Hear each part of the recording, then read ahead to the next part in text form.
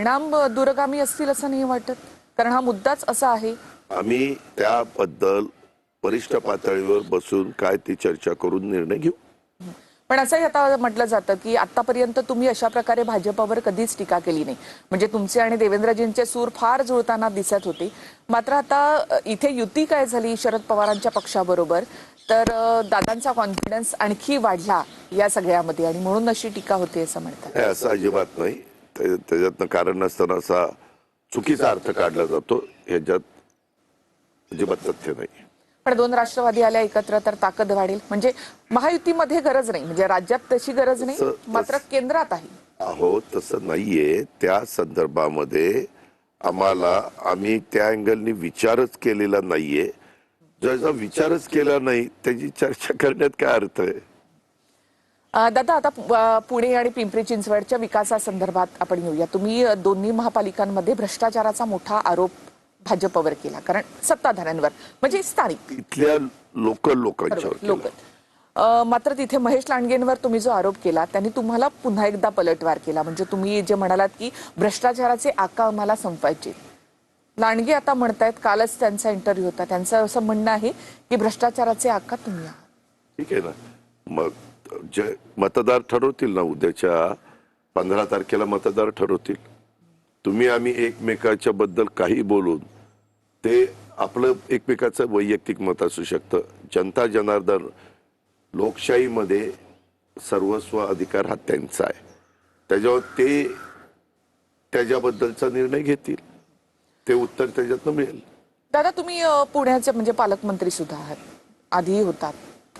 तुम्ही मूळ इथलेच आहात, बारामतीचे आहात, त्यामुळे तुमचं कनेक्शन खूप जवळचं देखील आहे. तुम्ही स्वतः उपमुख्यमंत्री आहात. मग तुम्हाला उपमुख्यमंत्री असताना म्हणजे सरकारमध्ये असतानाच महापालिकांचा विकास किंवा पुणे शहराचा विकास, पिंपरी चिंचवडचा विकास, ही एक विसंगती नाही वाटत? आम्ही जे केंद्र सरकारच्या राज्य सरकारच्या हातात असतात त्या गोष्टी आम्ही केल्या.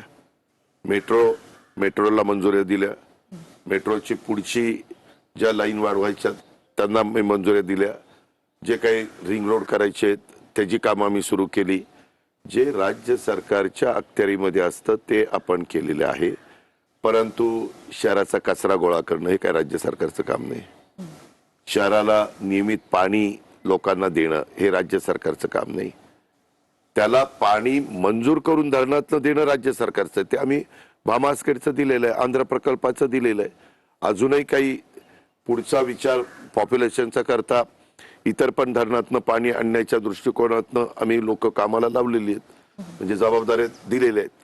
ह्या ज्या काही गोष्टी आहेत, ट्रॅफिकची जी समस्या आहेत, तिथं रस्ते रुंद करणं, काही ठिकाणी वन वे करणं, काही ठिकाणी ग्रेड सेपरेटर करणं, काही ठिकाणी फ्लायओव्हर करणं, काही ठिकाणी डबल फ्लायओव्हर करणं, ह्या सगळ्या गोष्टी कॉर्पोरेशनच्या आहेत. मी त्या पिंपरी चिंचवड कॉर्पोरेशन माझ्या ताब्यात असताना करून दाखवल्यात. हे देशाने बघितलेलं आहे. त्यावेळेस केंद्रात आणि राज्यामध्ये सरकार काँग्रेसचे पंतप्रधान आणि मुख्यमंत्री होते. त्याच्यामुळं शेवटी त्यांना जो अधिकार आहे त्या अधिकाराचा वापर, ते ठराव करणं, त्याला मंजुऱ्या घेणं, त्याचा पाठपुरावा करणं, ते होतंय का नाही ते पाहणं, हे स्थानिकांचं काम आहे. ते स्थानिकांचं काम ज्यांच्यावर जबाबदारी होती त्यांनी तिथं नीट केलेलं नाही. ते मी नीट करून दाखवीन असं माझं ठाम मत आहे. ते मी जनतेला सांगतो. आता जनता त्याच्याबद्दलचा निर्णय घेईल. पण तुम्ही भ्रष्टाचाराचा